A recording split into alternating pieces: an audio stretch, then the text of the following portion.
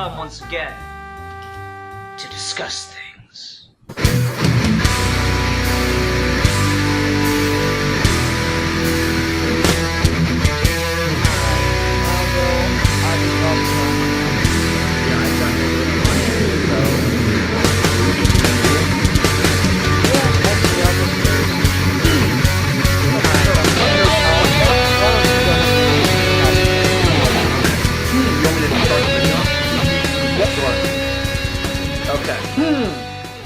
Hello everyone, welcome to this week's episode of Geeky Gentlemen. I am Zazibar, and joining me this week, the one and the only, Sid Part 2.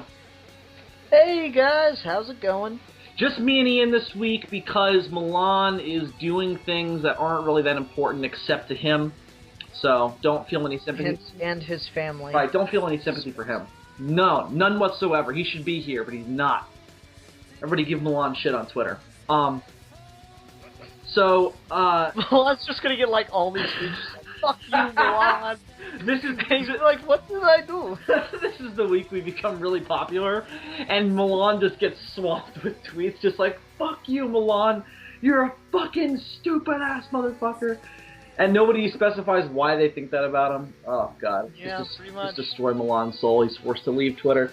So just me and Ian this week. What we're going to discuss this week, which we came up with on recording last week, was we're going to talk about the role of genders in film. Now, this came from the idea, my original topic idea was the role of females in action movies, because that's a really big, topic of writing debate and how women are characterized in action movies.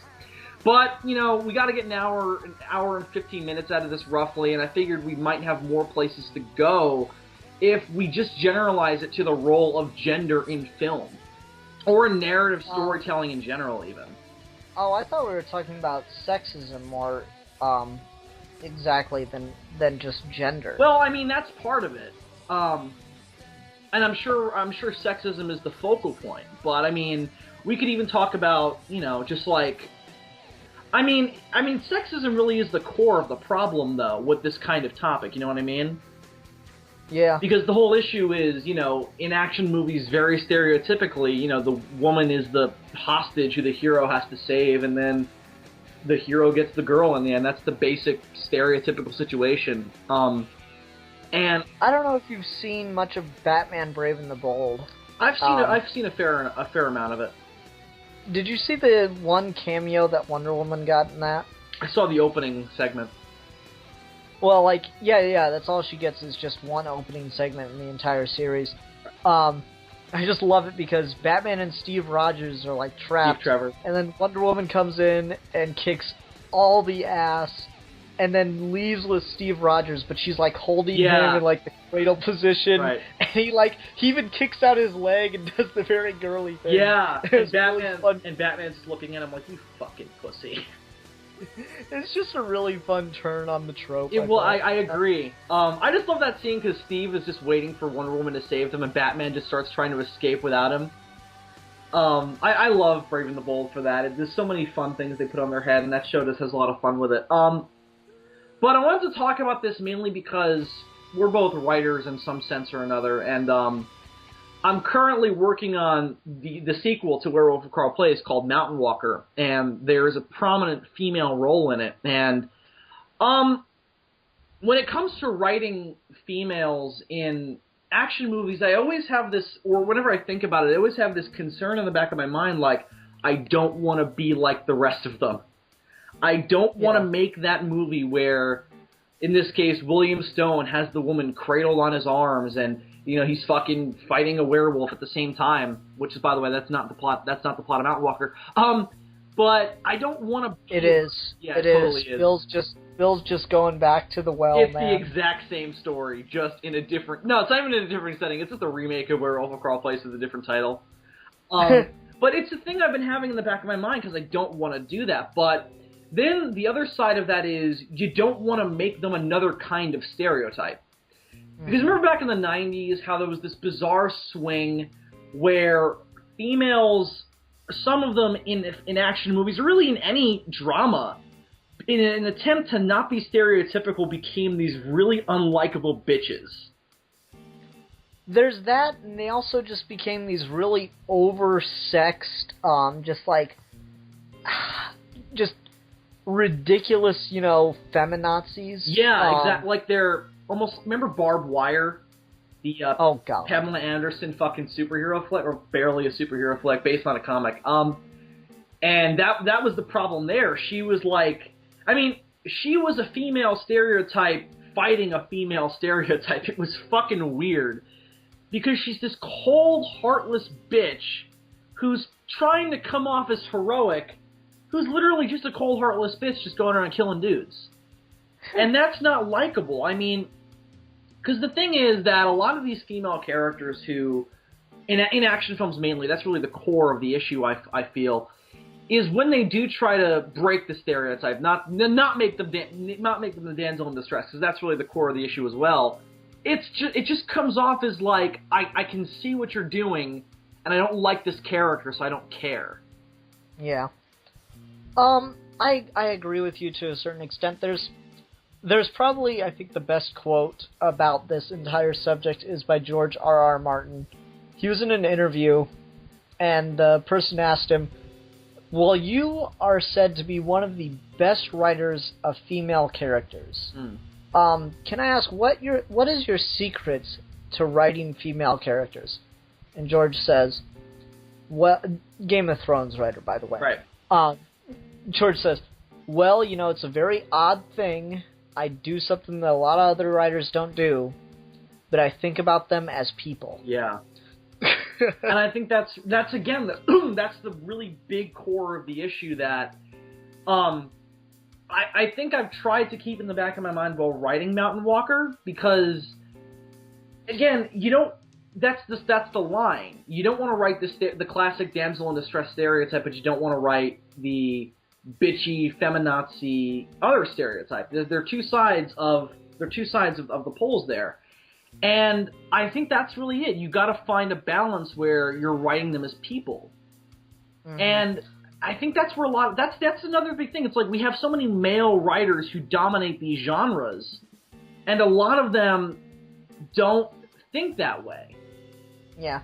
And part of the other problem with this is people hear that, write them as people, and this happens not only with female characters, but just with anyone that is not a white man. I hear it all the time, and I really do hate it, because the argument makes no sense, but you'll hear often, this is just a normal person who happens to be black. This is just a normal person who happens to be a woman. No. You don't just happen to be that. No, exactly. If you are black, if you are a woman, it is a fundamental part of your identity. Exactly. That you are unable to escape from, and it has to play a role in who you are. I feel the same way. And when you say normal person, does that imply he's a white person who happens to be black? Is that what they're saying hilarious. there? She's a white dude who happens to have a vagina. It's like, that's not what that's supposed to mean. It's obviously a fine line. I mean, there's normal person, as in you're not some kind of crazy stereotype. Yeah, you're not a stereotype, exactly. That's what they mean when they say normal person, but no, you never just happen to be anything. What you are is who you are. I mean, like it or not, there's only one exception. If you're black, you're black. There's only one exception, and that is Michael Jackson. Why is Michael Jackson an exception? Because he wasn't black by the end of the time. I mean, yeah, but he wasn't a man either. Come on. He was, honestly. Ian, he wasn't a man either by the end of his time either. Yeah, exactly. So I mean, if you it's just he's the only one that transcended it all. He transcends every single issue we're bringing up in this podcast. Michael Jackson is the exception that proves the rule. Exactly. That's going on. Yeah, it's just it's one of those things. It's just that's an argument that drives me crazy. Yeah. Because all right, you want to look at good examples, and we'll stick with action movies for right now. You want to look at good examples with great female characters. I hate to bring up the trump card right away, but fucking Kill Bill, man. Mm. You look at Kill Bill, And people look at that story and go, see, this is a story that works so well because it's just a female character in a role that could be easily filled by a male character. And that's kind of true for the first movie, but by the time you get into the deep character stuff in the second movie, that character has to be a woman. Right. It doesn't work otherwise. Yeah, totally. Well, again, I think that's the other thing. She's not just a normal person who happens to have a vagina. She's this character who happens to get to this place. And I think that's the thing. It's like, no matter what gender or race the person is, you need to have it make sense that they are this character. So in the case of Kill Bill, you need to give, and I still haven't seen the 2 Kill Bill movies. I've just been avoiding them just because of the names, and I was tortured with those names as a child. That's hilarious. I didn't even think about it. Yeah, that's why I've had this weird reaction to them. But that's a story for another day. But no, let's go ahead and get that story. No, I'm not gonna tell this. All right, fine. You've coaxed it out of me. When I was in 4th grade, I'm gonna say 4th grade. That's probably wrong. I was in elementary school, let's say. And Kill Bill wasn't like a movie that was extremely popular. Not everyone was talking about it or anything. It wasn't that kind of situation, but it was a title that everybody knew about. Everyone knew the title Kill Bill, even if they didn't know what the movie was about. And just my friends and I the friends of that time always had an extremely tumultuous relationship, where one day they're your friends and another day it's fuck that guy. That's the kind of relationship that I had with my friends, in elementary school. And it got to a point where everybody just decided that wouldn't it be fun to come up with a game called Kill Bill? Oh, God. In which all of my friends just chase me and try to beat the shit out of me. So I should be laughing at this. So basically what would happen is I would go out on this... the playground was split up in the three sections of it. Now 4. The basketball court, the soccer field, the tree area where all the people went to just sit down and be lazy. That was my area. And then there was the actual jungle gyms and the monkey bars and the swings and all that, like the legit playground. And we would usually be in the playground, we would reenact scenes from Dragon Ball Z. We would, play all these different fictional properties we liked and we dug. And we had done Dragon Ball Z and all this stuff, and then everybody is just like, hey guys, let's kill Bill! And I would just be running for my fucking life around this goddamn playground. And I'm in 4th grade. I don't want to be a bitch and go to the fucking, what would you call them, aides or whatever, or the supervisors of the playground, whatever you want to call them, and be like, they're chasing me. I wasn't that kind of kid. I tried whenever I could to deal with my own problems. And I would just fucking run all over this playground trying to hide from these guys. And I remember one very vivid memory where there was like 5 of them. And they were all bigger than me. They literally have this jungle gym surrounded. And I can hear them talking outside. This is like a scene out of a fucking horror movie. I can hear them talking about me outside trying to find out where I am. And I'm literally sitting, or laying almost, inside of the tunnel that connects 2 points in the jungle gym. Oh, God. And I'm literally laying there praying to God they don't find me. And I'm just like, any minute they're going to start checking the jungle gym. So I'm trying to time it right where they're going to move away from that area where I can see them and slip out that way. Ian, it was like a scene out of a fucking horror movie. I'm trying to, navigate my way around these fucking guys. And after 6 this went on for a while. This went on for months. And it just got to a point where it was like, dudes, I'm your fucking friend. I don't like this. I would literally, and here's the really bizarre thing. When you're a kid, you don't have any concepts of being in a fight or being angry with one another. So once you leave that playground, that confrontation leaves with you. Yeah. So once you exit the playground, we're buddies again. But the minute I stepped my foot on that playground, Kill Bill! I'd fucking run for my life. And it was the weirdest thing we ever did as kids. And it's a traumatic memory for me because I felt like I was being, like, persecuted. And it was only because my name was Bill. So I have nursed a lifelong hatred of that movie. Oh, I'm sorry, Bill, but it is a good movie. I'm sure it is. I love Quentin Tarantino, but I can't. Quentin, I love you. I love Django. I love Jackie Brown. Inglourious Basterds was alright, but... Dude, Inglourious Basterds was amazing. It was alright. You're alright. I know I am. At getting beat up by children. I was never beat up. I would always run. They never really caught you were a pretty fast fat kid. I wasn't fat back then. I didn't get fat until like 8th grade. Oh, nice. Yeah, I used to be pretty trim for... Well, like, dude, I saw that video. Like, you did the advertisement for Geeky Gentleman 100, and I'm like, God, that's Bill? Yeah, right? So not man-titty. Yeah, I gained a lot of weight in high school. Yeah, it's an issue. Yeah, I wasn't fat back then. I used to play basketball. I was a pretty fast runner. I used to be able to use my height to my advantage. Now I'm just like, now I'm a crippled old fucking walrus or some shit. Yeah. Damn it, Bill, quit insulting yourself. You're taking away all my good material. No, I'm gonna do it. No, because if I do it to myself, you have no fodder. I learned that in 5th grade. Yeah, I mean, honestly, that's a problem for me. Yeah. Fuck you, Ian. Whatever you do, just don't teach Milan. Oh my god, I'm gonna turn Milan into a anti-bully machine.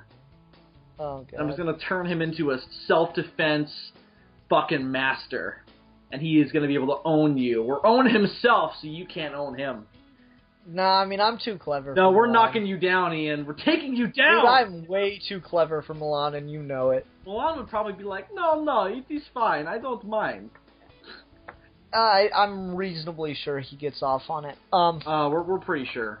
We haven't caught him yet. Anyway, back to the topic. Yes. So, no, what works about Kill Bill, though, is that, like, since you're apparently never going to watch the movie... No, I will, as soon as the trauma resides. Can I spoil it or no? Yeah, go ahead. Alright, so, like, here's the thing. So Kill Bill is just a classic revenge flick for the entire first movie. Mm-hmm. And then Volume 2, you start to get her origin and everything. And, you know, it's this cool, like, she trains under this, you know, Kung Fu master and everything, and it's awesome. Does the Kung Fu master turn out to be Bill? No. Oh. Bill is Batman like... Begins joke? No. Alright. No, actually, Bill's the man she's in love with. Right. No, I know. I'm kidding. No, so anyway, so she trains under a Kung Fu master, and then at the end of Volume 2, or toward the end, rather, she walks into where she knows Bill is, and he's putting her daughter to bed. Right. Because in the beginning of Volume 1, she's pregnant. And she assumes that when she's shot in the head and put in a coma, that the baby died. But no, she gave birth while in a coma, and it's Bill's kid. And he raised the kid till she was like 5, and then Mommy comes home, and they, it's like just this dramatic change, because she goes in there ready to kill him, just like she has with everyone else. And, like, the kid drops down, and she's like, bang, bang, you're dead, Mommy.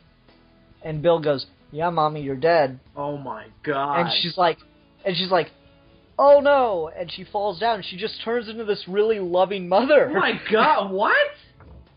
It's like one of the most dramatic shifts ever, and it's like, it's so hard to explain, because it's just one of those things you have to see it for it to make sense. So wait, was it, hang on, has she met the kid in between that time?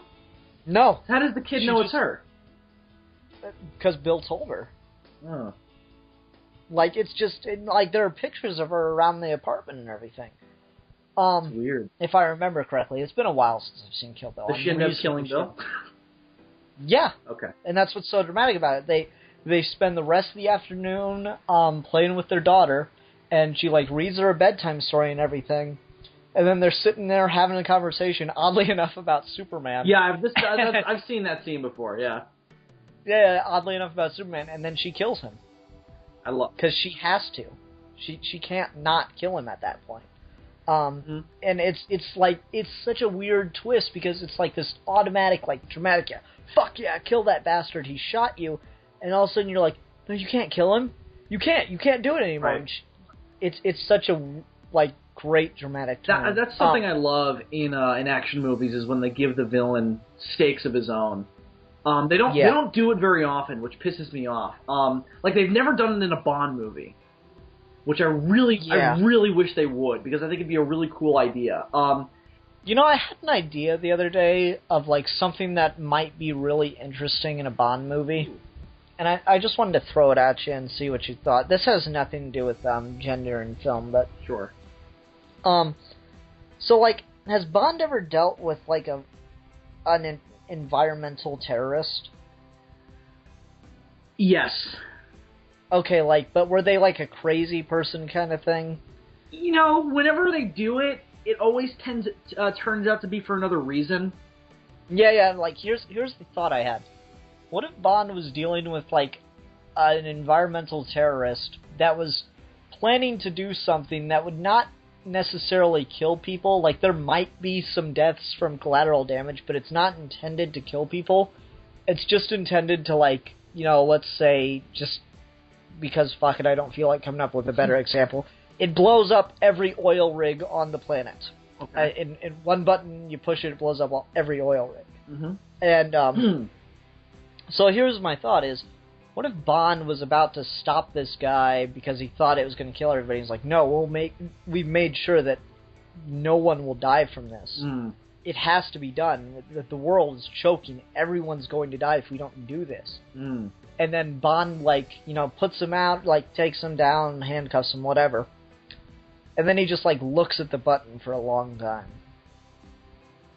I don't know why. I'm not a Bond fan or anything. I just had that image in my head of Bond, like, looking at essentially a doomsday button that's intended to do more good than harm. Yeah. Oh, that'd be great. And, like, actually considering pressing it. Oh, that'd be great. I'd totally be up for that. They've never done anything of that nature.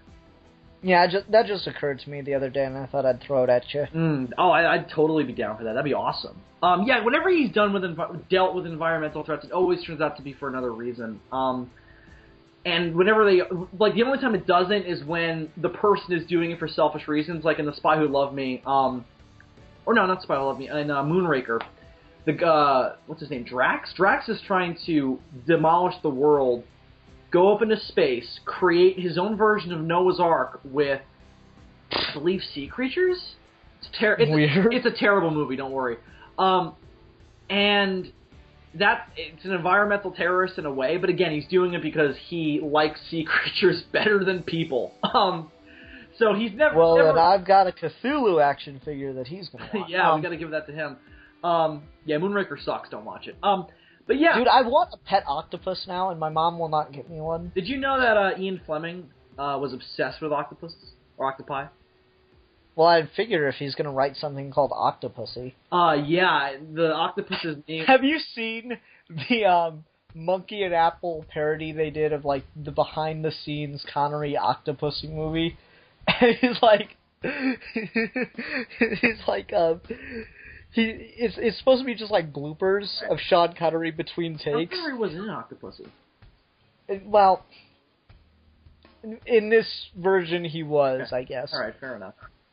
Wait, no, what's another one of, like, the ridiculous Bond girl names, then? Chew Me, Pussy Galore. There we go, it's Pussy Galore. Oh, so it's Goldfinger, okay. Yeah, it's behind the scenes of Goldfinger. And he's like, wait. Her name's Pussy. Are we shooting a dirty movie? Just tell me if we're shooting a dirty movie. Hold on. It gets better. Just tell me if I'm shooting a dirty movie. Come on, I mean, really? You expect me to believe this crap? I mean, we're supposed to believe that there's a family on the planet of a Mr. and Mrs. Galore, and they had a daughter and decided to name her Pussy. There's a cut line from Goldfinger where Sean Connery was supposed to ask her name, and it's kind of a famous scene. And in the movie, she goes, "My name is Pussy Galore," and he goes, "I must be dreaming." But the cut line was, oh, I'm going to fuck this up. I think it was, I can see that, but what's your name? But they cut it because they were like, it's going too far, Sean. It sucks. Well, actually, this gets us to a good place, I think. Alright, so the Bond girl is something interesting to me, because they are considered some of the most iconic female parts, but they're not complex parts most of the time. Yeah, it's... You know, most of the time they're that damsel in distress, but occasionally they get to be that, like, you know, double-sided villain kind of thing. It's interesting, because everybody criticizes the Connery films for their sexism, and rightfully so. There are some really, kind of like, what's going on there scenes, especially in Goldfinger early on. But it's interesting because in the early stuff, the characters who are those cliched damsels in distress tend to die really quickly. Or if they don't die, they're not in the movie for very long. The only exception with that is the first one, Honey Rider. But even then, she's only in the end of the movie. But when you get to From Russia with Love, which is still my favorite Bond movie, the Bond girls up until before the main one are either not in the movie for long or are killed. And once you get to the main one, she has to pretend to be that cliched kind of, smitten with James Bond for no other reason than the fact that he's a sexy Brit. But really, she is a double agent, but she actually falls for him over the course of the movie, and they fall in love. It's more, and in Goldfinger, it's kind of the same thing. Except Pussy Galore is a lot more, like, just totally asexual. Like, she really has no interest in men or women, but in the book she was a lesbian, so it kind of made more sense. It's an interesting place, and it doesn't really get to be, like, the female characters are something to write home about until the Timothy Dalton era.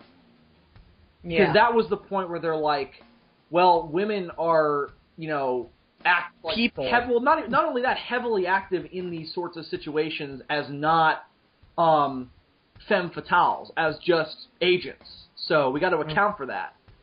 So that was something they had to incorporate and really helped modernize the character in the universe, because you go back to some of the Connery and Moore stuff and you're like, oh my god, I cannot watch this with my girlfriend. I'm going to get slapped. Yeah. I remember there was a movie my dad showed me. I cannot remember the name of it, but there's just some, like, really... you can tell it was made in the 60s, because there's just some really, like, blatant scenes of sexism and mild... Not like, nigger racism, but like... Like, just... That's not something you'd feel comfortable saying in a room full of black people. Right. Like he straight up calls a black girl Aunt Jemima. Oh my god! And he does it like jokingly, and she laughs, but like you would not say that. And like they're at a bar, like a a bikini bar kind of thing, and this girl comes up to get a drink, and he just straight up slaps her ass. It's just like, wow. Yeah, that's where the Bond movies are like, oh, ooh, I can't watch this with my girlfriend because I'll get slapped. I mean, the big thing is Connery hitting women. I mean, that's really the big thing in the Bond movies. And later on, years and years after he stopped playing Bond, he was in an infamous interview that I'm sure you've heard of, and if not, you're going to hear about it now, where he flat out says, sometimes when a woman is out of line, you've got to smack her around a little bit. My God. He has never lived that down. Nor should he, because he still he still believes it to this day. And he was given so much shit for that, and rightfully so. It was just like, dude, this is the 80s. You can't do that. And you know what was even worse? What? It was a female reporter interviewing him. Oh, God. It was like, oh, Sean, you stepped on the wrong eggshells, dude. Yeah. Oh, that's funny. Yeah. In fact, I'm going to get off Bond in a minute here, but the last thing I want to say about Bond, there's this scene in... I think it's The Man with the Golden Gun, which is Roger Moore's second movie. I'm not really a big Roger Moore guy, but... No one's a Roger Moore fan. No, my dad is, but he's a really old-school Bond fan. You know, there's a book I gotta have you see if you could track down. It's called From Stockholm with Love. You'd probably really enjoy it. Who wrote it? David Bowker. It's about a guy who is obsessed with James Bond. Oh, nice. And he has a kid, and the kid's, like, sick. So, and it's, like, driving him to the edge of all this stress and stuff. So he begins to imagine he's, like, James Bond. And there's all this, like, his dad, goes into a catatonic state, and his kid is born with, like, this, you know, birth defect illness kind of thing. Right. And it all just compounds and drives him basically nuts, and he just starts to think of himself as James Bond. Oh, that's really interesting. It's really good. David Bowker's one of my favorite writers. I'm totally gonna read that. I didn't love that book because I'm not a Bond fan, but I did enjoy it. Yeah, no, I'm totally gonna read that now. Okay, back to The Man with the Golden Gun. So Roger Moore's Bond is a lot more mellow than Sean Connery's. Very, very mellow kind of, you know, what's the word? Very family-friendly version of James Bond. Even when he's killing people, he's got a wink and a smile on his face. You know, like Bronson. Did I just Pierce Brosnan? Brosnan, thank you. Yeah, but even Brosnan, especially in GoldenEye, was still showing some kind of emotion when he was killing people. But I know the scene you're referring to in Tomorrow Never Dies. I love that scene so much because it's just like he throws the guy into the newspaper. Print anything these days. Yeah, that line. One of these days I'm going to do it. He's just like he throws him into the newspaper press. His blood everywhere. He goes, "They'll print anything these days." I just want to like come on screen, like blue screen myself in, just come on and be like, "Hey, you just killed a man. He is dead, and you make jokes." Yeah, they actually, why GoldenEye is such one of the best Bond movies in regard to this such is they directly mention and critique some of the Bond tropes, and that's one of them. Where fucking Alec Trevelyan just goes, "What's the matter, James? You're just gonna kill me and make a witty retort and walk off with the girl? Is that all you're gonna do? And do those martinis you drink cover the screams of all the women?" Oh no, I'm sorry, I'm fucking up the line. Do all those martinis cover up all the screams of the men you've killed? And I'm just like, holy fuck, that's a good line. Yeah. GoldenEye is I still love the scene from West Wing where Martin Sheen is you know why James Bond's a pussy? Why? Because he orders a martini shaken, not stirred. Do you know why you stir a martini? No. You stir a martini because when you shake it, you chip the ice and it waters it down. So basically, he's ordering a watered-down martini, but he's being all snooty about it. I love the scene from Casino Royale where he orders it, and the bartender goes shaken or stirred. He's like, "Do I look like I give a damn?" Right after he's lost a major poker game. That's one of my favorite scenes in Casino Royale. That's funny. They also do a scene where he first comes up with the drink, and it takes him like 2 minutes to complete the order, and everyone at the table is just like, "What a fucking asshole!" Because he just cuts in the middle of the game. Hang on, let me finish this thing with the Man with the Golden Gun so we can get off on. Sorry. No, that's my fault. So this is as establishing Roger Moore as a softer Bond. There's a scene where he's interrogating a woman who he thinks is a double agent, and he literally beats the shit out of her. And she turns out not to be a double agent. And you're just like, in seeing Roger Moore do it, you can see he's not into it. Mm-hmm. Like, you can tell his Bond is just not doing that sort of thing. And it's just like, whew. I mean, you can tell this is outstayed its welcome. Like, it's not the 60s anymore, and you're not Sean Connery, so don't even try. They never did anything like that again, because Roger Moore writes about it in his book. He was so beside himself and angry after that scene. Just an interesting thing I thought I'd throw in there since we're talking about this. But the Bond series is definitely something I had in the back of my mind when I was thinking of this topic and when I'm writing stuff with females and action movies. But it's something that, again, as we said earlier, stereotypes on either side are not good. And you have to find a balance. And I think the Bond series is only in the Daniel Craig series really found that correct balance. Like, even in GoldenEye, again, it's all femme fatales, and the main female is a little better because she's not like this cliched action girl. Like, she's not going around being like, fuck men, with an AK-47. She's just kind of a girl who happens to be able to look out for herself. Like, she literally solves half the plot before she even meets James Bond. Well, like, to get off Bond, I was trying to think of, like, alright, so Kill Bill's probably the best example of a female, done on film. Oh, can I throw out another one really quick? Sure. Buffy the Vampire Slayer. I've never watched any of it, but I've heard amazing things, so But in practice, it sounds like that's the right way to go. Because you've got a female who starts out as very cliched, 80s teenager who goes to high school and is only cares about marrying a hunky dude, and she's a cheerleader, and she, does all the cheerleader work and the pep rallies, and it's all about her discovering that that's not real, that's all this construct, and she becomes a full person. And that too, it's like you can't do that with a dude. Because that's not something that dudes have to deal with. And again, great fucking example of, doing an action story with a female character where the character has to be a female. Yeah. And I think I want to see more of that, and I want to see more of it in a modern context, because that's based in the 80s. That was a stereotype of the 80s. I want to see one now, dude. I want to see one fucking now. Alright, let me get in. So yeah, we got great examples with Kill Bill and with Buffy. And I just want to talk about one more thing before we kind of move on from this part of the discussion. There's two more things that I know we need to talk about. Yeah.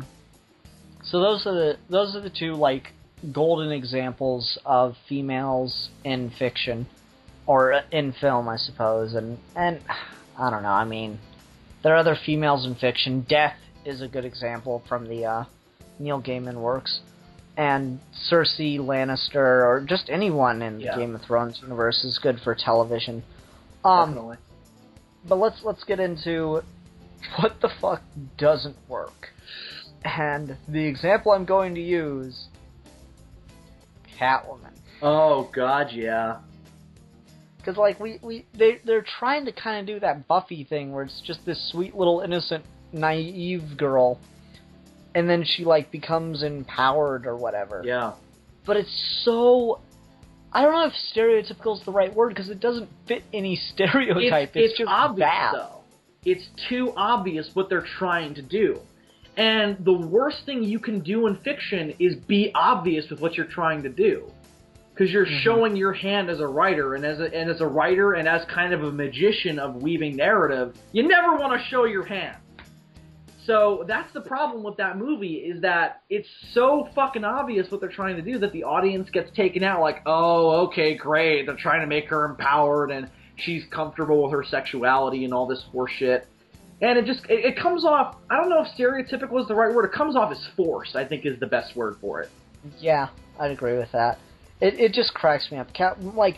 And here's the thing.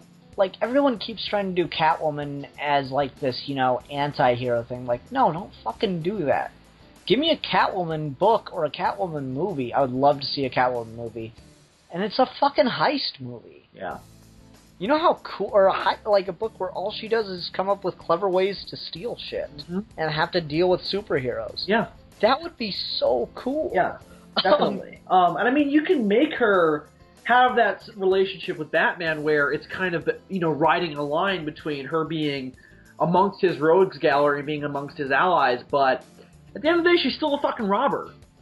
She's not, she's not, here's where she doesn't fit in with his rogues, is that she's not a psychopath, and she's not selfish. Oh, let me put it out this way. Catwoman will help someone. Yeah. But she'll also find a way to profit from it. Definitely. That's how I think she should be done. And Catwoman is such an iconic character. I can't believe that people have such a hard time getting her right. I love the way she's done in the Arkham games, though. Yeah, the Arkham game was pretty good. There wasn't nearly enough of her in Arkham City, and I haven't played Origins, so I don't really know. She is not in Origins at all. Oh, okay. I mean, she was good in Arkham. It was just kind of like, well, I guess it just felt so disjointed because you play as her so sporadically. That annoyed the fuck out of me, especially when I went back and replayed it. Because the first time I played Arkham City, I didn't have the Catwoman episodes unlocked. So when I bought the Game of the Year edition and I played it all the way through, I'll fucking be into the story as Batman, and all of a sudden he gets knocked out in a scene. It's like, now you're Catwoman. I'm like, no, I want to complete the story with Batman. Easily the most annoying example. When you get into the steel mill and you get knocked out, and this is right before the scene where the Joker's got you tied up and he gives you some of his blood, you cut to Catwoman. It's like, no, I want to go back to Batman. Yeah. Fuck. It just doesn't work. It's a good attempt, but let me just put it this way. I'm glad it's downloadable content. Oh, absolutely. And when you play it individually, it's fine. But yeah. It's just like, it could be done better. I totally agree. But her characterization is definitely perfect Catwoman. Yeah, I mean, I don't know if I'd say perfect, but it's definitely really good. Yeah. For me, the ideal Catwoman was actually in the beginning of Batman Inc., where she's sleeping with Bruce Wayne. Like, she straight up, they're just in a hotel room together, and they obviously have slept together that night, and they're gonna go out and do their thing in Japan, and at the end of that story arc, Bruce just, like, takes her bag and is like, we're returning this, basically. I just love that. It's just, she finds a way to profit, even though she's helping someone. Yeah. Does she know he's Batman, or...? Yeah, I mean, it's painfully obvious she knows he's Batman, and it's not like that, like, annoying-ass Judd Winnick Catwoman #1 DC 52, where you have to see them having sex. No, they're in a hotel room together, and they're both getting dressed at the same time. How is that not porn? Somebody tell me. It's Well, I mean, it's the first little moment of it, but yeah. I mean, it's porn. There's no reason for that scene to be in there except for the fact that it's porn. Like, I didn't hate it or anything. I just thought I haven't read it, but I'm just like, that's porn. It's well, no, Bill. Like, the whole thing is she's having like an emotional moment, and Batman shows up, and she just uses him as a dildo, a bat dildo, if you will. Oh God, that is genius. Bat dildo. Alfred, grab me the bat dildo. Sir? Why? Don't worry about it. Bill, you're going to give all the fan fiction writers so much ammo with that. I welcome it. Go for it. Go for it, boys. Go for it. Anyway. No, it's just... Catwoman's... It seems like any female character anymore in DC, they just... Not DC entirely, I guess. I guess Marvel probably has the same problem with it. I don't know if anything interesting has ever been done with the Invisible Woman. I don't know if she's the best example of it. Well, she's just the first one that came to mind. I'm trying to think of other Marvel female heroes. She-Hulk? Has anyone done anything good with She-Hulk? Oh, totally. Totally. Okay. She was Deadpool before Deadpool, in a way. Okay, cool. No, but just like, let's go ahead and talk about this since it's actually relevant. Why the fuck can no one figure out what to do with Wonder Woman? That makes everybody happy. I don't know. It's such a simple thing to get right. Just fucking do God of War with Wonder Woman. How is that a problem? No, don't do that. Why? How is that not awesome? I mean, Wonder Woman ripping off Zeus's head and shit. No, she can't be fighting the gods because she has to be like a servant of the gods kind of thing. The way I think you do Wonder Woman is you make her just this like. You're gonna laugh at me. Make Wonder Woman like the fucking Doctor. What do you mean? And by that I mean, like, I just think it would be cool if Wonder Woman, like, left Themyscira very early on, like, say, maybe 100 years after she was born, to go travel the world of man. And she's just like this warrior that travels around the world solving, like, mythical problems and helping people. Oh, I got you. I'd be down for that. Yeah, me too. Always running. Yes. I'd be down for that, totally. Hopefully they'll do something like that with her in the Man of Steel movie. Yeah, I don't know if they should have brought her in the second one though. Well, like, what I think it's going to be is, like, they've waited so long to announce that Wonder Woman's going to be in it. And they've already started to do costume work with Ben Affleck as Batman and stuff. I'm reasonably sure she's not a major role. I'm reasonably sure she's a cameo. Here's my thing. When they announced they were going to do Batman Superman, my whole thing was, and I don't know if you're going to agree with me on this, Batman and Superman's relationship is the tent pole of the DC universe, in my opinion. Not DC Universe, but Justice League. Yeah, it's a better word. But I was mainly talking about the animated stuff, because when they start off the Justice League cartoon, that's who's the main characters are. Yeah. And to me, that is really the only logical place to start that's going to make it different from Marvel. Yeah, that's what I was saying for a while, is I really wanted... I mean, I'm pretty sure I said this in older videos. I wanted a Batman-Superman movie before we get a Justice League. I felt the same way, yeah.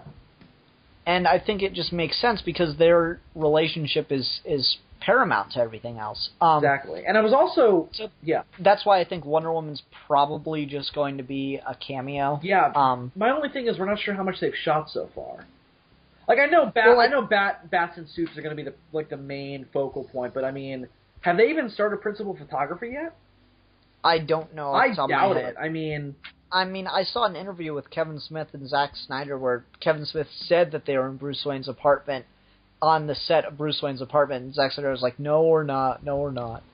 Well, he was definitely kidding. Well, no, I'm just like, I'm not sure if they were actually on a set for the movie. Well, I know they're shooting it in Detroit. Oh, really? Yeah. That's awesome. Yeah, so... Is Detroit going to be Gotham? Because if so, that rocks. Nobody knows yet. They're thinking that, nobody knows yet. They're guessing. Because they said that the reason they might be choosing it is because some parts of it look more Gotham-y, but then some parts of it look more Metropolis-y. So... Well, I mean, it's Detroit. It is a hellhole. It's... Like, people shoot RoboCop City, bitch! No, honestly, here's the thing. People shoot raccoons for food in parts of Detroit, and in other parts of Detroit, there are 5-star restaurants. Yeah, exactly. I've also heard things like, it's good that they're doing this because Detroit is in the fucking shitter right now, so this is going to help them out. I mean, it's a major movie going to be produced there, so...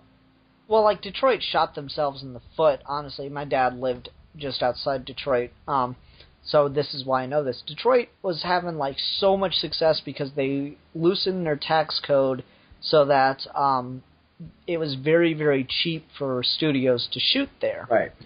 And that's why we got, for a couple of years there, we had a lot of movies being shot in Detroit, chief among them Gran Torino. Oh, I forgot about that one.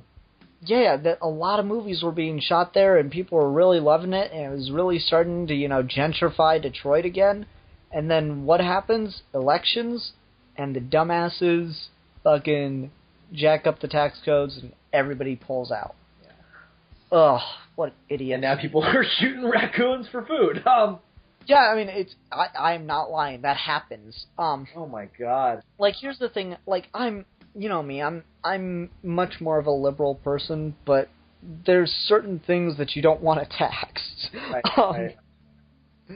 Like, that's the problem with like the liberal stereotype of, oh, you just want to tax everything until no one has anything left, you commie. I'm like, no, I don't want to tax the film industry, because the film industry creates buildings just to leave them there for other people to buy later. Right. That happens a lot. Yeah, totally. I mean, leave the set standing, people live in it. I'm living in Bruce Wayne's house. Yeah, pretty much. I'm excited. I wonder if they shot... But, like, with Wonder Woman, though, it's just, in the world's finest movie, I'm reasonably sure it's, at best... Like, here's what I'm honestly thinking. At best, if it's an extended part, she's going to be Diana Prince for the majority of the film. Probably. They probably won't... And, yeah. Honestly, what I'm hoping for is not an after-credits scene as much as, like, let's say Batman and Superman are fighting, I don't know, aliens or whatever. Kind of like that scene in Avengers. Just roll with me here. They're fighting aliens, and all of a sudden, like, Batman's, like, backing up Superman as he's taking some down, and like some kind of weird monsters appearing behind Batman, and all of a sudden just Wonder Woman comes in and kicks the shit out of it, and it just starts attacking them all on the street, and they both just look over and they're like, "You know her? No. Maybe get to it later." And then just go finish doing the job. Oh my god, that'd be awesome. No, that was the scene. That was basically the scene that the guy that owns the local comic store here wanted in Avengers. He was like, "Don't get me wrong, I really loved it, but in all that shit that was going down in New York, I just wanted to see like an alien throw a normal New Yorker up in the air, and as the camera's panning away from them, just see spider webs." Oh, there was a joke for years that was something that was in the Incredible Hulk, and it's still a conspiracy theory to some extent. Because people have zoomed in on the scene where the Abomination is attacking, Harlem? And somebody swears to God that there's a scene where he punches somebody and that happens. In the left. Oh, that's so cool. But when I look at it, I'm like, it looks more like a speck to me. But I don't know, maybe they went for it. I'm relatively sure that if Sony has any brains in their heads whatsoever, that they will put the Amazing Spider-Man in the Avengers universe at some point. Well, they got really close to putting Oscorp Tower in the skyline during Avengers. Yeah, I heard that. It's going to happen. I mean, I know Amazing Spider-Man 2, it seems like that's not what they're doing, but it's going to fucking happen. Just you wait. You seen the trailer for that yet? I have. Thoughts? It was fine. I can't get too excited for it. I don't know why. There's something about it that's like, this is not my Spider-Man. Is it just me, or does the new costume look a lot like Tobey Maguire's? It does. Bigger eyes, but well, yeah, it looks a lot more like the Ultimate suit, which makes sense because Amazing Spider-Man is ironically based a lot more on Ultimate than it is. Well, Ultimate was originally based on the movie, though. Yeah, it's fucking weird, isn't it? Well, no, fucking the movies are, at least in their characterization, based on the original Amazing comics, and then fucking Amazing is based on Ultimate, which that's funny. Yeah. I think it looks. I think it looks good. It looks like. I'm reasonably sure they just released the trailer because of the Wonder Woman news hit, and they wanted to stay relevant. Because a lot of that looks like PS3 video game, but it does not look like movie CG. Yeah, the CG doesn't look that great. Especially. I'm reasonably sure they just rushed that out because they wanted to stay relevant with the Wonder Woman news. Well, I don't know about that only because they had a trailer ready to go for Comic-Con. True. Which I saw, and it didn't look... It was longer, but it still... Like, even in the first movie, I thought the CG wasn't that great. Sony has never... Oh, I thought the Lizard looked terrible. I didn't think he looked terrible. I thought he looked... like, the face... Like, it's just not a good idea to put Kirk Connor's face in the Lizard's face. It's just not a good idea. It's not a Hulk thing. It's a fucking Jekyll and Hyde thing. They're two different people. So... Yeah, I just thought it looked bad. I think the Lizard honestly would have looked better if they just fucking let him keep the coat on the entire time. I thought that's what they were going to do. I was like, why does he look like Killer Croc? Like, he keeps taking off the coat. Like, they're like, oh, Milan was so happy. It's like, oh, he's even wearing the coat for about 2 seconds every time, then he rips it off. I like my Lizard with a snout. And I don't like my Killer Croc with a snout, so don't stop him off me. Yeah. I think I'm a little worried about Electro, because, not that that's a character I give a fuck about, I don't, but he was billed as the main villain. And it looks like now they're going for Green Goblin. Really? I mean, Norman Osborn's barely in it. No, Harry Osborn is the Green Goblin in this movie. They show it in the trailer. Oh, okay, I didn't see that. I thought that was Electro. He looks awful. I'm not into it. And also, Rhino looks like shit. Rhino, I can't believe they're using a fucking mech. Well, they're using... It's just like... Are you shitting me? It looks like... Here's my problem with this universe. It's starting to look like these things are being built by Stark Industry and not by fucking Oscorp.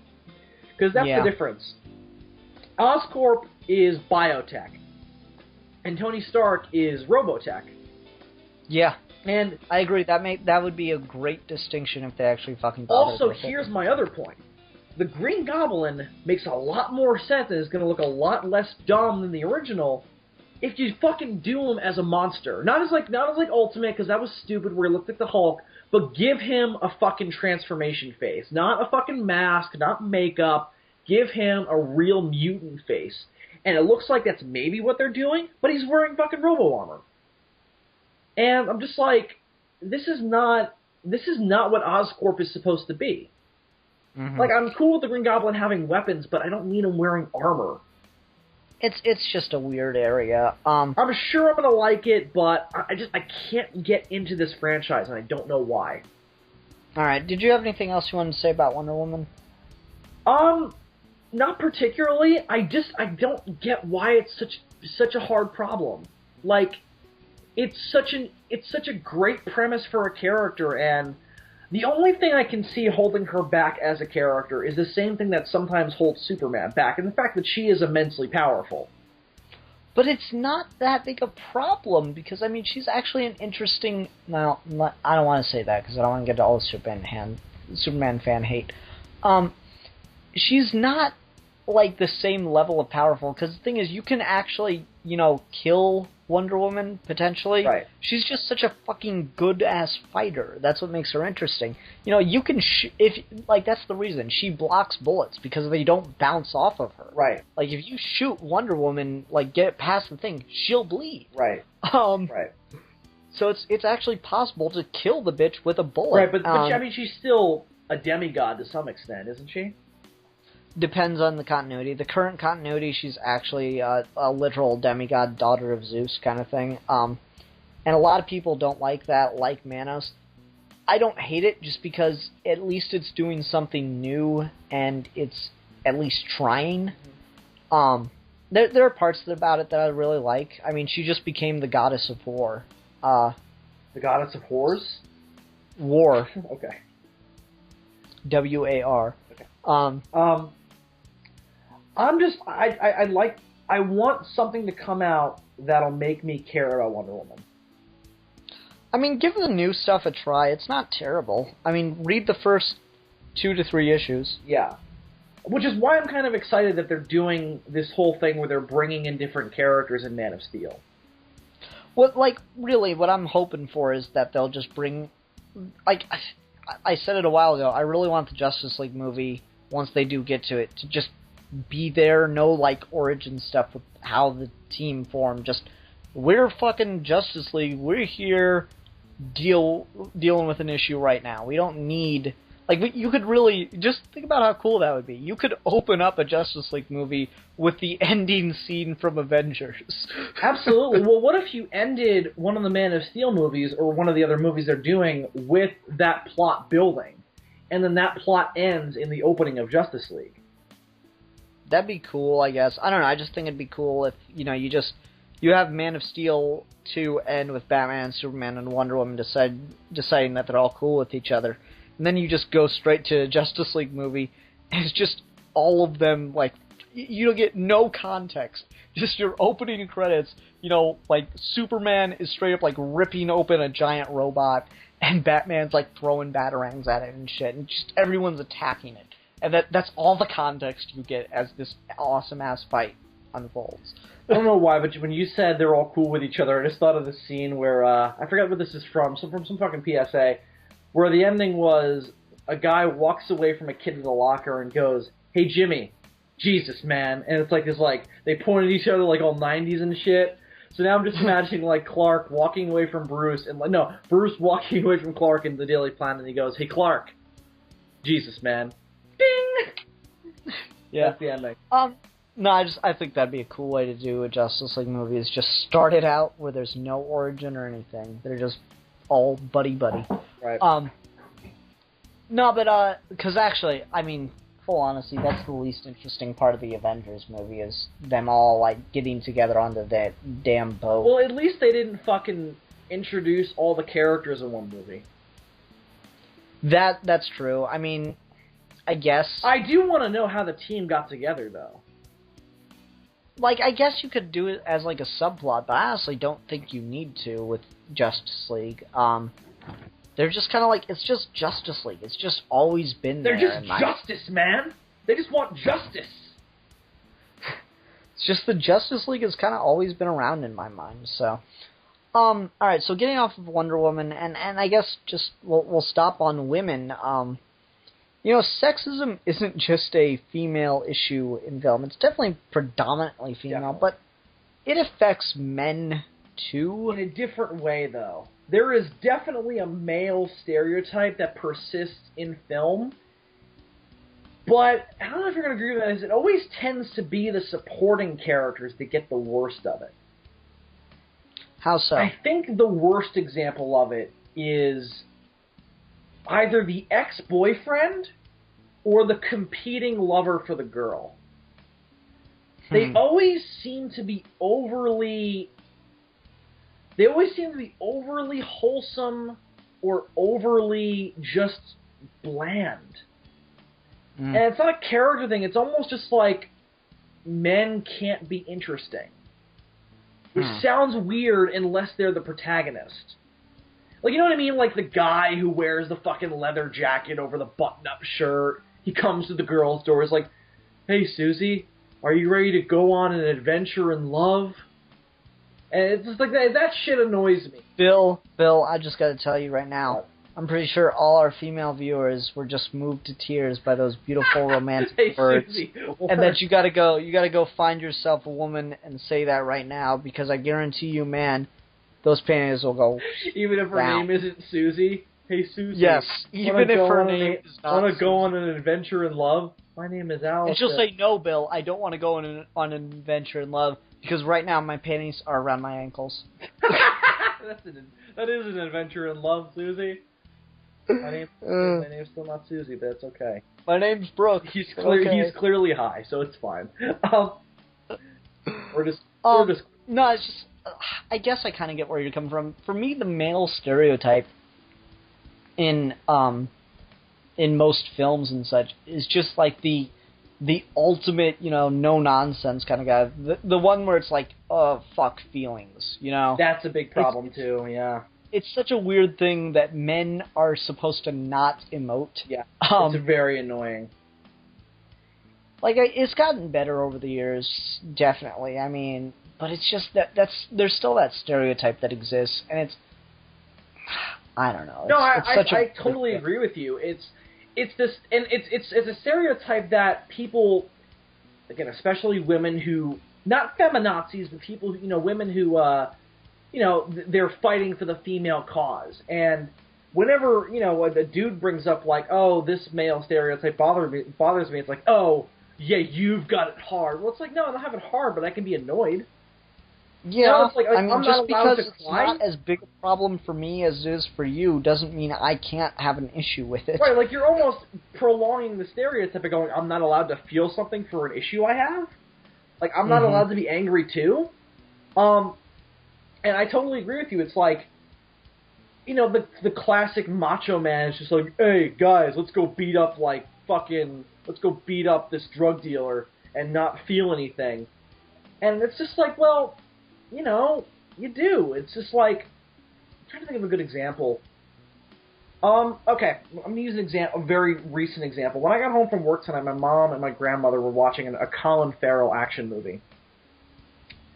And, it's that very cliched scene where Colin Farrell's character fucking busts in the fucking bad guy's house. Bad guy's got his woman hostage. He kills all the bad guys. He kills the bad guy. And then he just grabs the woman and walks out. If you did that in real life, the minute you see her, you're like, oh my god, you're still alive. And just fucking either break down crying or fucking... You would show it. He's just like, let's get out of here, baby. It's like, no. Go back there and fucking show something. And it's just, it bothers me because there's such a stigma attached to feeling. Yeah, exactly. It's like, when a guy, just in any context, and film just makes it worse. Oh, absolutely. And I think the big one was, that was a sign of being a homosexual back in the day. Like, if you saw a dude crying, it's like, gay! That was the big thing. And it's like, no, I'm just a person. I have feelings. It's like, he's a pussy because his mother died and he's crying. Like, yeah, if that makes me a pussy, I'm a big pussy. So yeah, it's definitely an annoying problem. Again, it's definitely not as big of an issue as women because it's not like it's not in every fucking movie. Well, that it's just also it hasn't led to men being oppressed by anybody. Mm-hmm. That and the other one I wanted to talk about as far as male stereotypes go is the male lead stereotype in romantic comedies. Oh Christ! Because it's the same character in every fucking movie. Oh God, yeah. The fucking guy who is a slacker and he's not really going anywhere in his life, and then he meets this girl and he gets his act together. Fucking typical Matthew McConaughey fucking role. Yeah, the reason it pisses me off is because it paints an unrealistic picture of what to look for in a relationship. Yeah, definitely. Because you shouldn't go in, and it's actually a very dangerous thing because, Bill, what is the fundamental problem with all abusive relationships? Inhibiting. No, not just that. The women women in abusive relationships, all of them say almost the exact same thing. That it's not verbatim. The wording changes, but it's the exact same sentiment. I can change him. Yeah, definitely.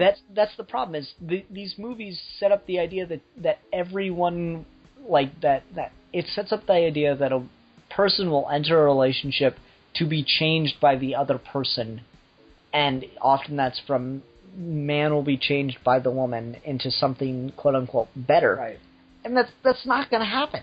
I mean, you can change little things about a person. You can teach someone to, put the fucking seat down. Well, I mean, I definitely believe in the idea that you can bring out the best in your significant other. Yeah, but you cannot fundamentally change. No, if they're an asshole, you're not going to make them a saint by any stretch of the imagination.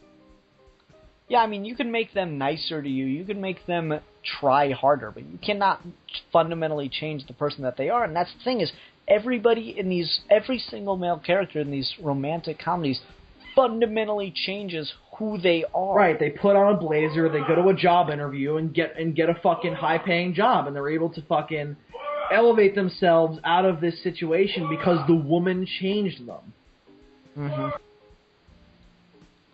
It annoys the hell out of me, and I'm assuming Bill's got his mic muted because something's going on back there. It just drives me nuts because it like I said, it creates that unrealistic expectation, and more so than that, it's really not fun or interesting or anything like that. I mean, I'm really waiting for the romantic comedy or something that ends with like just no change, just the guy's like. The person goes up to the altar at the end, and they've changed everything about themselves, and they're like, "Will you give me one more try?" And the main character is going, "Hell no, credits, because that would be awesome." Sorry if that was a little incoherent, guys. I'm a bit tired on this end. Bill, you still there, or did you leave? Bill is away from the microphone at the moment, so I gotta find a way to entertain you guys, I guess. So I'm editing news for a local television studio. I'm doing news broadcast editing. And the lead anchor is nothing short of hilarious. We go to break. We go to break one night, and while we're, just sitting there waiting to come back from commercial break, since we do it live, he goes, Ian, take a picture of me behind the desk here. Quick, because selfies are dumb. So he hands me his fucking iPhone, and I take a picture of him. Found that funny. It's been fun. So that's an update on my life, and we're still just waiting on Bill, guys. So this got extremely awkward extremely quickly. It's really hard to do a podcast discussion format when the person you're discussing things with just has to go real quick. That's life. That's the unfortunate situation in which we live. What else? Well, why am I telling myself about my life? Why don't you guys tell me something about your life? Go ahead. Mm-hmm. Oh, wow. That's really interesting. Cool. Dude, you did not. For real? Ah, that's great. Yeah, you know what you should do next time? You should tell them to that would be so damn funny. Oh, man. You're a clown, dude. You're a clown. Oh, seriously. So what else? What else? What else been going on? Oh, really, dude? Man, I am so sorry to hear that. I'm. Wow, that really hurts. Let me know if there's anything I can do. I'm serious. That's like the saddest thing I've ever heard. Bill, you back? Yes, I am. Okay. What were you I was talking to the audience, letting them get unload on me a little bit. Oh, okay. And I was inserting stock reactions.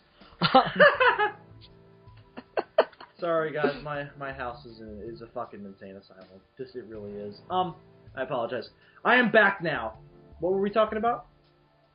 Just male stereotypes and how annoying it is. It is really annoying because you're just like, you literally look at some of these characters and you're like, get a fucking grip, dude. Go out there, go to a McDonald's and get a fucking job. Well, just get a job. Just get any job. Go mop up jizz at a fucking strip club. Do something with yourself. Be the what did Randall call that guy? A jizz mopper. Was it? Okay. Yeah. I fucking love that. I want that job, dude. Oh. It'd be such an easy job. What, are you shitting me? It's fucking disgusting. It's not an easy job. But you make no, all you do is clean windows all day. A jizz mopper? Yeah. You gotta mop the floor, too.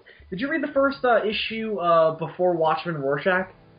No. There's a scene where they show that. It's not a pleasant job. It's a dank, dark room. You got a fucking black old mop. Ugh, not a pleasant experience. Better off being a fucking garbage man. Okay. But again, it's not as major of an issue with men. I think mainly because again, there was no point in our history where we were oppressed by this stereotype. And I think that's the distinction. Yeah, definitely not. It just creates a really annoying, unrealistic expectation. One movie that played with it, and I do want to see it, I just haven't had a chance to, was Don John, the Joseph Gordon-Levitt movie. Yeah, definitely. Because from what I heard, basically the premise of that movie is he's obsessed with porn, and he meets the girl, Scarlett Johansson, and the age difference seems really stark there, but oh well. Are they really that far apart? Joseph Gordon-Levitt's really young. Joseph Gordon-Levitt? Like, I'm pretty sure he's in his mid-20s? I don't know. No, that's too young. Hang on, you keep talking. Okay, maybe early 30s. Anyway, Joseph Gordon-Levitt in that movie is obsessed with porn, and he meets Scarlett Johansson, and she's obsessed with romantic comedies. And they basically make the point that it's the same thing.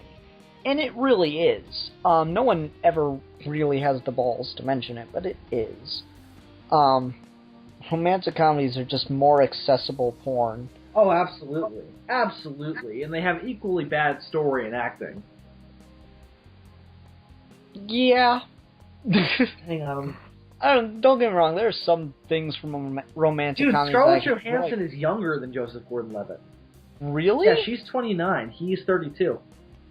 Wow, that seems so weird. I guess just because I've seen Joseph Gordon-Levitt as a teenager and I've never seen I think Scarlett that's the difference, yeah, because everybody remembers Joseph Gordon-Levitt for like 3 things. 10 Things I Hate About You, Dark Knight Rises, and maybe Inception. Well, no, I remember him for those things. I also remember him from Third Rock from the Sun. I don't remember that. What's that? It's a sitcom that was on during the 90s. It had, God, what's his name? He's in fucking everything. He was in Dexter. He played Trinity. John Lithgow, yeah. Yeah. John Lithgow was like the leader of this alien race that had, like this as he is, usually. The small alien, what's like, scout party, basically.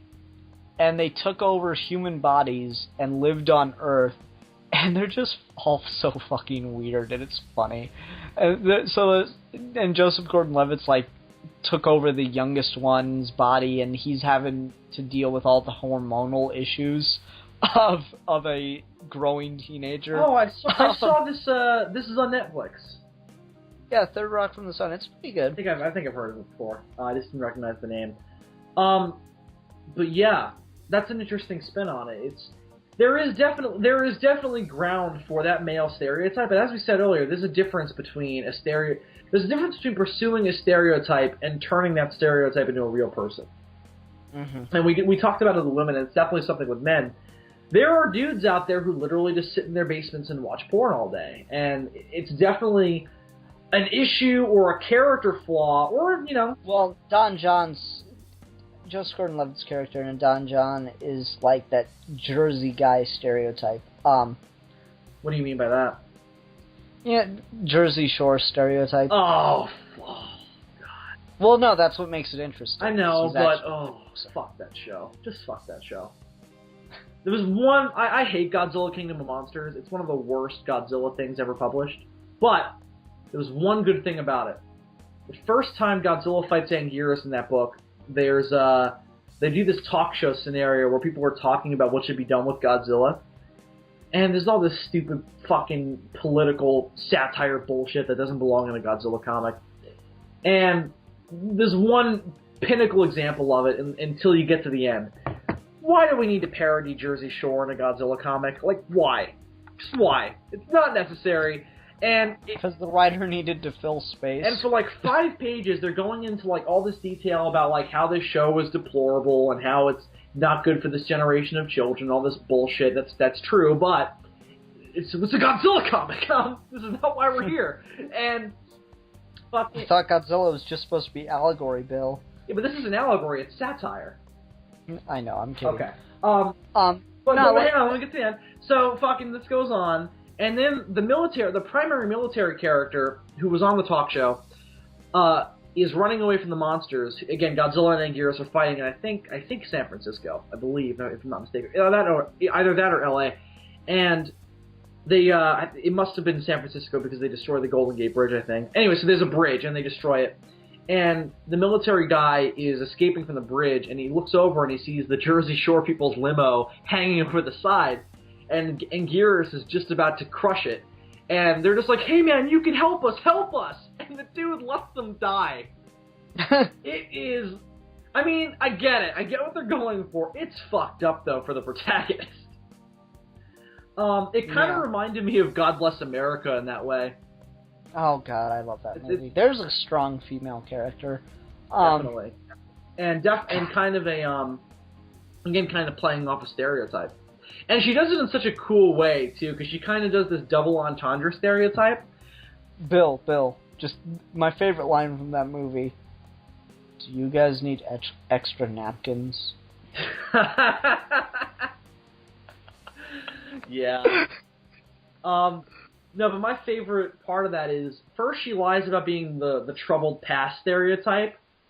The one who was abused by her mother's fucking boyfriend and lived in a trailer. That's one stereotype. And then she turns out to be the other stereotype, where she's this clean-cut, middle-class, not prissy, but kind of well-off girl who has no real problems and has to make up problems. It was such a genius twist. Oh, yeah, it's great. I like God Bless America. I enjoyed it, too. I just don't like the first 10 minutes. It really needs to cut that movie in a different way. I don't know. There's something endlessly hilarious about shooting a baby to me. Yeah, but it makes... My only issue with it is that it makes the character look like something he's not. Fair enough, but I don't know. It lets you know that you're getting something really disturbing right out the gate. Let me put it that way. Yeah, but it's not... It is disturbing, but it's not that kind of disturbing. No, but it lets you know it's going to be offensive. Oh, right? Absolutely. But again, he's not killing innocent people who just happen to annoy him. Everybody he kills has done something deplorable that's not just being annoying. Well, I mean, talking in the movie theater. No, boy, didn't that guy do some... Oh, Yeah, but they were being all assholes up his face and shit. Oh my God, Bill! You just justified shooting someone. No. I'm not saying it's justified. I'm saying it's a different kind of disturbing than literally shooting a baby just for crying. It's different. Yeah, I know. I'm just saying that, like, they did that because, one, it's hilarious to see in a different way if you're a sick individual like myself, and two, no one is going to watch past that scene and say that they were offended by this movie. Like you see that scene, you're like, okay, I'm not watching the rest of this movie. It's kind of like my mom with Kill Bill. She goes, oh, I've heard great things about Kill Bill. I want to watch this with you. So I put in Volume 1, and it's that black and white scene, and Uma Thurman's face is just... Someone made that bitch look like a Picasso. So Uma Thurman's just bleeding all over the place. She's like, spitting up blood and everything. And Bill puts the gun to her head, and it goes bang. And my mom just goes, turn this off. Turn this off right now. You never do that to a woman. Never. I'm like, that's the whole point of the movie, though. Mom's just like, no, turn it off. Ian, this is not good for you.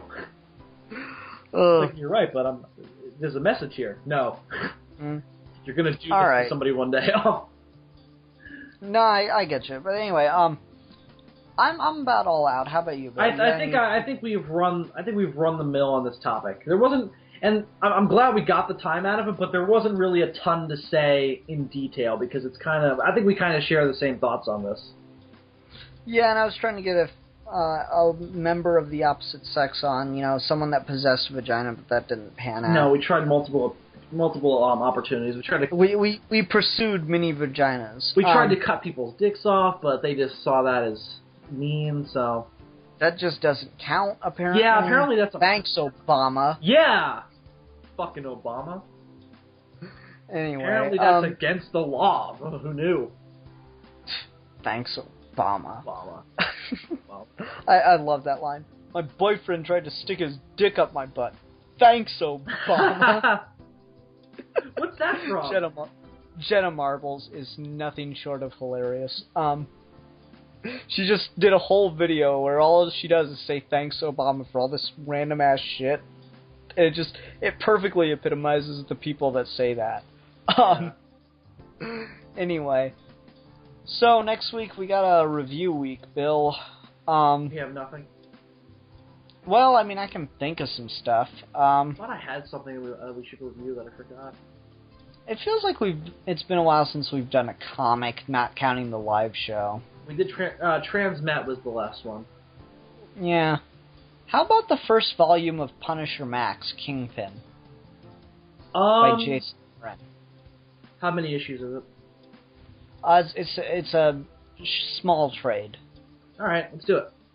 Can't be any long. It may be a bit longer than whatever happened to Cape Crusader. Oh, totally. Let's do it then, definitely. Okay, yeah, so Punisher Max, Volume 1, the Jason Aaron run, because I have to be very specific about that because there's like 7 Punisher Max books. Yeah, I love Jason Aaron. He did an amazing run on the Hulk recently. Okay, so yeah, Jason Aaron's Punisher Max, Kingpin. Brilliant setup. Okay, that'll be fun. Milan will be happy we're doing a comic book. Definitely. Anyway. Wow, this was a long video, Bill. Really? How long did we go? I don't know. Now I have to do math. Check Pamela. Thanks, Obama. Just look at Pamela, the timestamp. Yeah, but I went for like 20 minutes before we started recording, so now I gotta do math. Oh. So it's like an hour 20, I guess. It feels like a long video. I've had a long day. Okay. So have I. Yeah, but I went to work, and then I went to school, then I went out to Haley's, then we went out to this art gallery, then we stood around for hours. And then we went back in time, and then we went forward. And then we went to a bar, and then we went back to her house, and I went back here, and then I did this video with you, and now I'm still talking. And then we had an excellent adventure. No, you don't get excellent adventures with me, Bill. Only Bobby does. Okay. I don't want excellent adventures with you, Ian. You know what, Bill? If you fly out to Indiana, you and I can have an adventure. It'll be fun. That sounds like the beginning of a gay porn. No, Bill, you're not my type. I'm sorry, but I have higher standards. Ian, I'm going to be honest with you. I'm glad you said that. Listen, just to be clear, that does not offend me in any sense whatsoever. Well, no, let me just be clear about this, Bill. If I was gay, I could do so much better than I had a gay person say that to me recently, and it really, really hurt my feelings. Good. Anyway, all right, everybody. I was like, oh god, that's so cruel. Okay, everyone, all right. So, until next time, I'm the philosopher. I'm the fanatic. And we are your geeky gentlemen, and we will be discussing in one way or another.